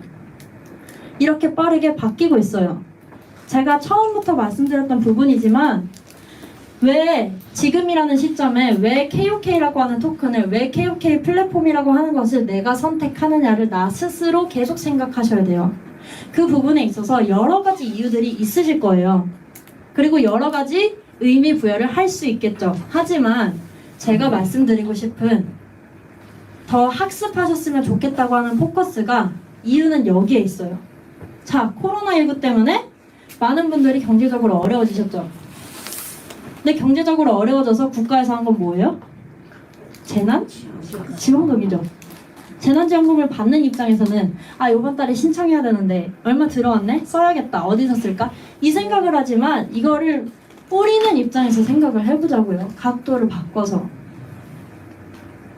대한민국에서만 뿌린 게 아니고요. 전 세계에서 재난지원금을 지급했어요. 그 말은 즉슨 전 세계의 통화량이 늘었다는 거예요. 돈이 어디서 벌리는지 보려면 돈이 어디서 어떻게 흐르는지를 봐야 된다고 했잖아요. 전 세계적으로 최단기간에 최대 자금이 풀렸어요. 근데 그 돈이 어디로 흐르고 있느냐? 생각해 보신 적 있으세요? 자, 경제적으로 사람들이 어려워지니까 실물 경제 가치는 떨어졌어요. 생활이 어려워졌어요. 근데 신기하게도 사람들이 투자를 해요. 자산 가치 형태로 돈이 몰렸어요. 대표적으로 부동산, 주식, 암호화폐죠. 신기하지 않으세요? 생활이 어려운데 사람들이 투자를 한대요. 왜 그럴까요? 똑같아요. 저희가 다 같이 한 회사를 다닌다고 해볼게요. 근데 이 회사가 하루아침에 부도가 났어요. 그럼 이번 달까지 받았던 월급이 있지만 다음 달엔 못 받잖아요. 그 다음 달도 없어요. 그 다음 달도 없어요. 그럼 이번 달에 받은 월급을 이전에 소비했던 것처럼 똑같이 다 펑펑 쓸까요? 아니겠죠. 전에도 아껴 썼다면 지금은 더 아껴 쓰겠죠. 왜요? 그 다음 달이 문제고 그 다음 달도 살아내야 되니까. 사람들 마음 다 똑같아요.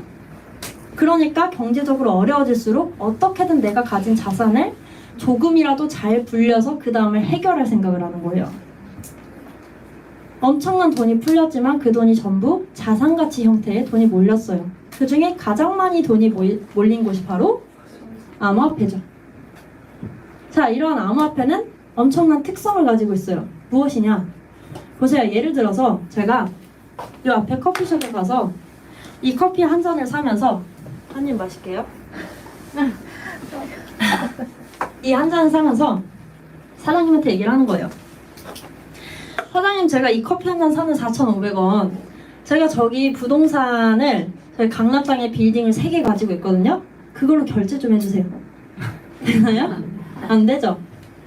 예를 들어서 사장님, 제가 그 요즘 핫한 테슬라 주식을 한 100주 가지고 있거든요. 그걸로 결제 좀 해주세요. 되나요? 안 되죠?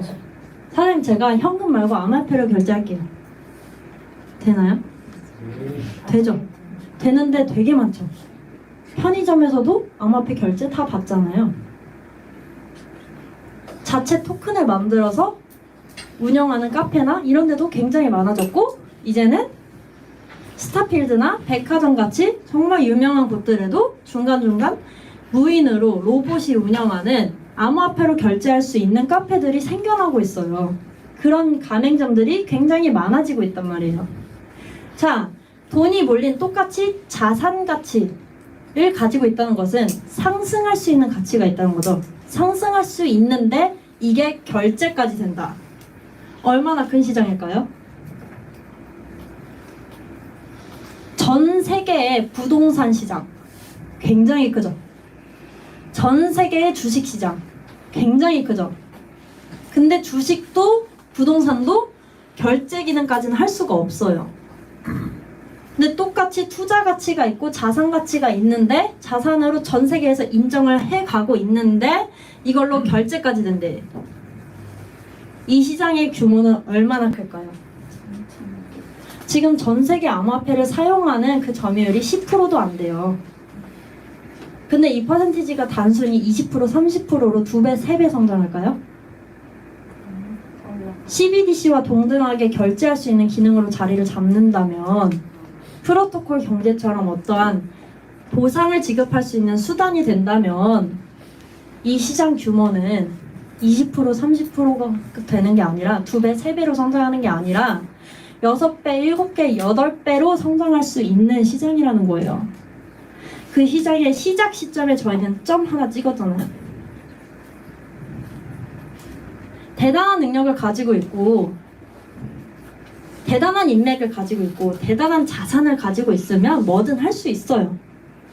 이 인맥 통해서 돈 벌 수 있고 돈 굴려서 돈 벌 수 있어요. 근데 그렇지 않은 사람들이 그만큼의 자산을 만들어 나가는 기회가 있냐는 거예요. 일반적으로 없어요. 요즘 20, 30대들이 왜 매월 월급 타는 족족 다 명품 쇼핑하게요? 어차피 모아도 돈이 안 되니까. 어차피 열심히 쎄빠지게 지금 당장 놀고 싶은 거, 먹고 싶은 거, 사고 싶은 거 다 참아가면서 돈을 모아도요, 미래가 없어요. 집 하나 살 수 있을까요? 지금 차를 한 대 사는데 예를 들어 1억, 2억 들어서 차를 한 대 산다고 해볼게요. 좀 비싼 차, 뭐 예를 들어 S클래스 산다고 해볼게요. 옛날에는 아파트 한 채 값이네 라고 했어요. 요즘은요? 월세 한 칸짜리, 오피스텔 한 칸짜리예요. 그렇잖아요. 돈의 가치는 계속 떨어지고, 생각해보세요. 직장을 다니면서 월에 100만 원씩 모으는 게 쉽나요? 전혀 안 쉬워요. 근데 100만 원씩 정말 열심히 한 달도 빠짐없이 매월 모아도 1년에 모을 수 있는 게 겨우 1,200만 원이에요. 1억 모으려면 10년 걸려요. 제 나이도 10년이 더 들어있겠죠. 10년 뒤에 제가 모은 1억이 1억의 가치가 될까요? 그 1억 가지고 지금도 집을 못 사요. 지금도 못해요. 지금도. 근데 10년 뒤는 얼마나 더 그러겠냐는 거예요. 그러니까 소유하기를 포기하고 모으기를 포기하고 자산을 만들기 포기하고 다 소비하면서 살아가는 게 지금의 세대잖아요. 그래서 니트족이라는 얘기가 나오고. 근데 이러한 부분은 20, 30대 뿐만 아니라 모든 사람들에게 다 포함이라고 생각해요. 열심히 일해서 열심히 돈 모아서 물론 열심이라고 하는 부분이 어느 방면에서나 필요해요. 이처럼 상대적으로 쉽게 돈을 벌 수 있고 모을 수 있을 것 같아도 이 안에서 열심이라는 게 필요해요. 열심히 공부하고 열심히 시간을 투자하고 어려워도 반복해서 생각해보고. 근데 그 열심히로 인해서 내가 가져갈 수 있는, 만들 수 있는 가치의 차이가 굉장히 크다면 그것을 부정적으로만 바라볼 게 아니라 기회로 바라볼 수 있는 사람들이 그 기회를 가져가겠죠. 처음에 자동차에 블랙박스 나왔을 때 카메라가 왜 필요하냐 그랬어요. 자동차에. 운전만 하면 되지 카메라가 왜 필요하냐고. 근데 지금 블랙박스 없는 차 있나요? 지금 다 달려서 나오잖아요. 이메일도요. 처음에 뭐였어요? 불법이었잖아요. 종이로 된 우편이 아닌 온라인상의 이메일 불법이다.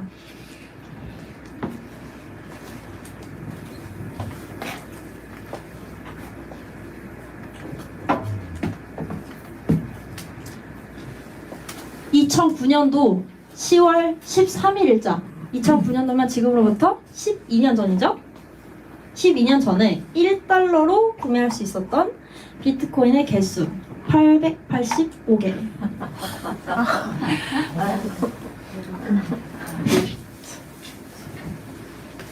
자산을 만들 수 있는 블루오션 또 놓치실 겁니까? 이상으로 오늘 2시 스터디 마치도록 하겠습니다. 장시간 고생하셨습니다.